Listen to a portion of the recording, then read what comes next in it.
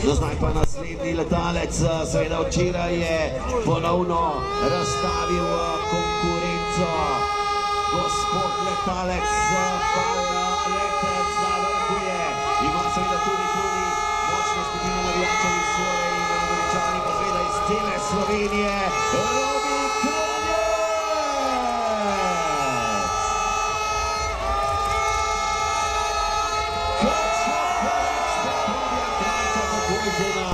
Po spustnem skoku. Tole je polet številka 193 čez 200 metrov.